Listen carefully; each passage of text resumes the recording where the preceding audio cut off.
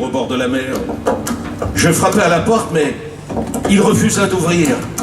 Je déclarai que j'étais une relation de Jens et lui proposais 200 couronnes suédoises. Je lui dis que j'étais prêt à lui acheter de la nourriture, des vêtements et du bois de chauffage si seulement il me laissait lui parler.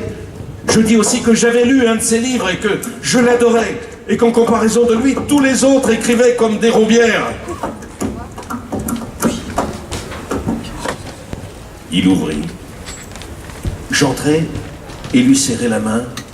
Il ouvrit de grands yeux devant ma contrebasse et m'invita à m'asseoir.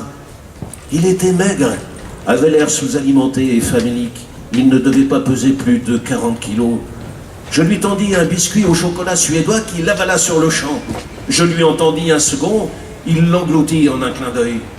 Il était inquiet, les RG français pouvaient débouler n'importe quand, le traîner jusqu'à Paris et l'envoyer à la guillotine. Il n'avait aucun ami et ne savait pas comment se tirer de là. J'avais posé ma contrebasse dans un coin de la pièce. Céline se tenait à côté, me décrivant sa triste vie. C'est alors que j'eus mon éclair de génie. Petit comme il l'était, il tiendrait sans problème dans ma grande Benedict Lang. Je lui proposai aussitôt de m'accompagner en Suède et d'habiter chez moi, à Lund. Je lui ferai passer la frontière, caché dans mon instrument. Personne n'ira vous chercher en Suède, monsieur. Chez moi, vous serez parfaitement en sécurité.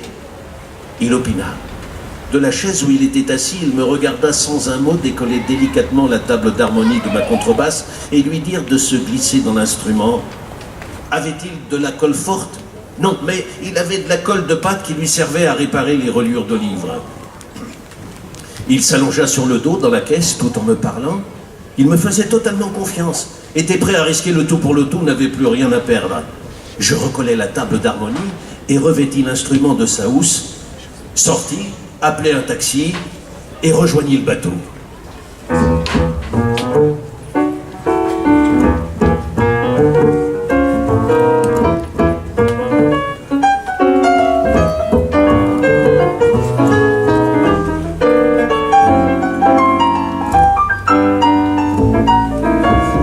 Il demeura silencieux pendant toute la traversée.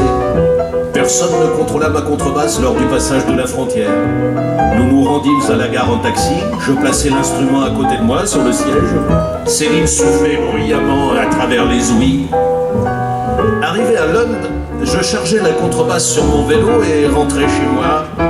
Je la hissai tant bien que mal dans l'étroite cage d'escalier, la déposai sur mon lit. Puis je me mis en quête d'un outil à l'aide duquel je pourrais décoller la table d'harmonie. Et je tenais à mon bel instrument, et je préférais éviter d'y aller encore une fois au couteau de cuisine. J'essayais le tisonnier, mais en vain. J'exposais la situation à mon invité. Il rit et chuchota qu'il était prêt à y passer la nuit.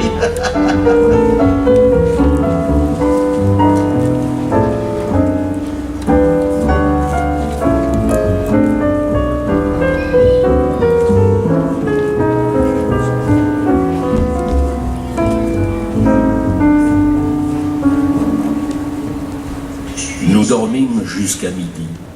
C'est le pianiste de l'orchestre qui nous réveilla pour m'annoncer que je jouais dans la grande salle de l'hôtel à 2 heures. Il ne restait pas assez de temps pour bricoler la caisse. Je m'habillai, empoignai mon instrument, le pris sous mon bras et partis. Les passants se retournaient dans la rue en m'entendant parler à ma contrebasse. Les protestations véhémentes du français s'entendaient peut-être à travers la housse. Il finit par se calmer, se tut et se laissa aller dans le noir.